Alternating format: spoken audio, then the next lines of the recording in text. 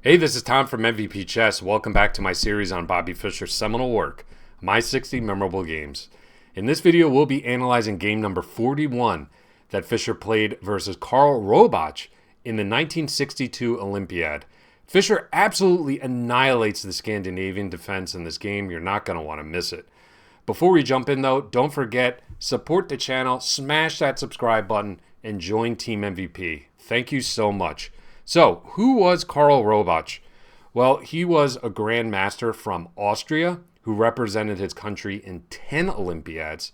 His best result came in the 1960 Olympiad in Leipzig, Germany, where he won individual gold medal on board one. What an incredible achievement. But as we've seen time and time again, the great Bobby Fischer can make even seasoned grandmaster to look like absolute potsers. So let's see what happened in this game. Fischer with the white pieces representing USA on board one plays e4, best by test, of course. We have d5, the Scandinavian or the center counter defense. Now, Fischer grabs and, of course, lures the queen to the center of the board to accelerate his development, knight c3. Now, the game saw queen d8. Queen a5 and queen d6 are also possible in this position, but we have queen d8, pawn to d4, so Fischer doing a good job of rapidly developing his pieces and controlling the center. g6, bishop f4, bishop g7. So Robatsch decides to go for a kingside fianchetto to try to pressure this pawn in d4. Now, the most natural move, at least to my eyes in the position when I was first reviewing the game, was knight to f3, but Fischer wastes no time. Queen d2, ignoring the threat to the d4 pawn. I love this move. So, of course, we have to ask ourselves, what happens if black captures here? Well, we'd have an exchange on d4, and then after knight b5, forking these 2 points, bishop b6 would be forced, and Fischer would win the bishop pair, would have a lead in development, and all the chances in this position. That's why Robatsch decided to play knight f6. Fischer castles to the queen side. We have c6, bishop h6. It's really important, especially if black intends on castling to the king side, to trade off this dark square bishop. It's one of the key defenders of black's king side, and that's exactly where Robatsch's king goes. Now, this was a really bold move by Robatsch, really castling right into it. I expected him to try to secure his king on the queen side. So Fischer, of course, plays pawn to h4. He's going to implement the same blueprint that he set out way back when in game 2, when we saw Fischer slay Bent Larsen Sicilian Dragon. He's going to open the H file, sack, and give mate. So queen a5 from black, trying to blockade this h5 square, but Fischer says, you're going to prevent my idea? Well, what happens if I play it anyway? Pawn h5 on the board. Boom. It's a great move. Now, Robatsch could try to keep the h-file closed with knight takes and just keep lines closed generally on the king side. Now, Fischer wouldn't have the thematic rook takes h5 exchange sack here because the queen is influencing the square, but he could build up more methodically. Capture here, infiltrate on the queen side, and then start launching the g-pawn, trying to undermine this knight. Whoops, misfire. This knight on f6, which is the key kingside defender. The knight would try to blockade, but that's why the bishop was so important on e2. And after rook takes and bishop f5, looks like black is holding everything together here, but Fischer would have a killer blow, pawn to g6, taking advantage of this pin on the bishop. Notice this queen on a5 is just really misplaced, and we'll see that later in the game continuation as well. Fischer would crash through on the king side. So that's why Robatsch decided to capture with the g-pawn, g takes h5, and instructive play by Fischer here, okay? He doesn't just go for it on the king side yet. He wants to develop the rest of his pieces to bring in the reinforcements, as he says in his annotations.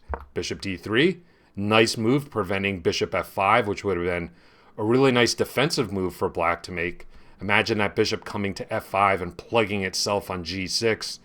That would be a nice defensive move. Fischer prevents it. Great job. Knight bd7 and then knight ge2. Fischer's rooks are connected and he is good to go for the attack. Robatsch plays rook d8, giving his king a little breathing room. And now it's time for Fischer to go on the attack. I will turn it over to you in this position. Looks like black has the g4 square clamped down, the knight and pawn defending. My question to you is, can white ignore this anyway and just play pawn to g4? Pause your videos and have a think. Of course, this is always such an important question to ask yourself. g4 works. I'll play it anyway. I don't care that you're preventing it. I want to open lines on the king side. It's a great move. Because after knight takes g4, rook dg1, f3, rook g4, all in the air. Black is losing at least a piece in this variation. So that's why Robatsch decides to bring a knight to f8, hoping that since he has a knight on f8, there will be no mate. Doesn't hold true in this game. We have g takes h5. So Fischer didn't manage to open the h file like we saw in game 2. Instead, he managed to open the g file. So the theater of war is going to shift from the h to the g files. So after knight e6, that's why Fischer plays rook dg1. Great move. He's going to start piling up his forces on the g file and crash through to mate the king. King h8, bishop takes g7. There goes the so-called dragon bishop. It is off the board. Now the dark squares are critically weak around black's king, which enables Fischer to play queen h6. We have rook g8, and I mentioned before that this queen on a5 is really misplaced. Robatsch bought it there to try to prevent h5, but Fischer was able to play h5 anyway. It had really no bearing on the position. And now it's just a target for Fischer to rapidly develop his pieces, rook g5. And after queen d8, look how quickly Fischer's able to get the double stack on the g file, and black is completely done for. Unsurprisingly, in a position like this, Robatsch blundered. He played knight f5, but after bishop takes f5, Robatsch resigned. So let's see, why did he resign? Well, after bishop takes, Fischer could take on g8. Notice the knight is not able to capture because queen g7 is checkmate. So the queen would be forced to capture. And after rook takes g8, Fischer would be up an insane amount of material. Let's say rook g8, queen f4. Black is absolutely cooked in this position. So let's leave the final position on the board. Bishop takes f5. Great game by Fischer. In particular, that queen d2 move. Not worrying about defending the pawn, just rapidly accelerating his development. I thought that was really instructive. And once Robatsch went to the king side, the conclusion of the game was never in doubt. He just efficiently implemented his dragon blueprint, opened the h file, sack, mate. Okay, in the end, it was the g file, but it didn't make a difference. He just completely pried open the king side, traded off that dark square bishop, and efficiently ended the game. Great instructive play by Fischer, and another model game for him in how to attack with kings on opposite sides. I hope you enjoyed it. Don't forget to smash that subscribe button. Join Team MVP. You're not going to want to miss my next installment, which will be game number 42. All right. Have a great rest of your day. Thanks so much for being on Team MVP. I'll see you next time.